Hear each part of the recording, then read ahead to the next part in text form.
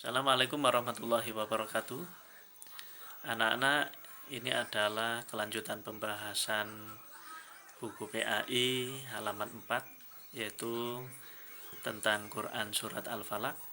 Rasulullah Shallallahu Alaihi Wasallam seringkali membaca surat Al-Falaq ini, terlebih ketika beliau dalam perjalanan yang tujuannya adalah minta perlindungan kepada Allah Subhanahu wa taala supaya dalam perjalanan tersebut Rasulullah diberikan keselamatan, aman dari berbagai macam kejahatan.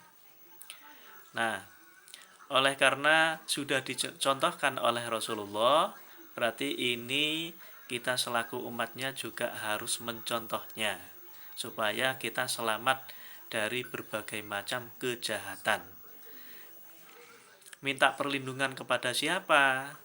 Tidak lain adalah minta perlindungan kepada Allah Subhanahu wa taala.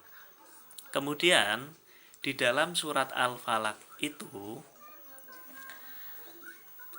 terdapat beberapa cerita tentang berbagai macam sumber kejahatan, yaitu sumber kejahatan yang berasal dari makhluknya. Kalau kita berbicara tentang makhluk itu artinya ciptaan Allah. Berarti segala sesuatu yang selain Allah itu termasuk makhluk, ya. Disebut makhluk artinya ciptaan Allah. Kalau Allah itu disebut Al-Khaliq, ya, yang menciptakan.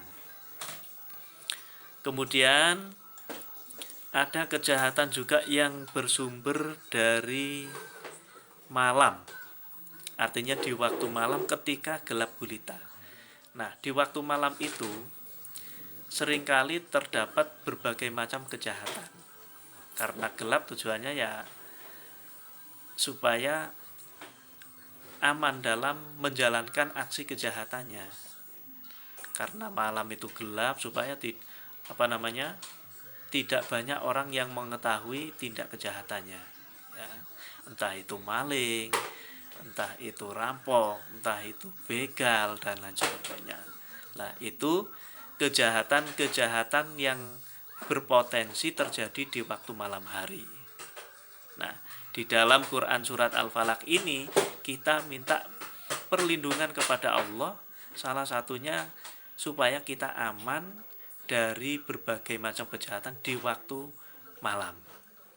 Nah, kemudian ada juga kejahatan itu yang bersumber dari tukang sihir.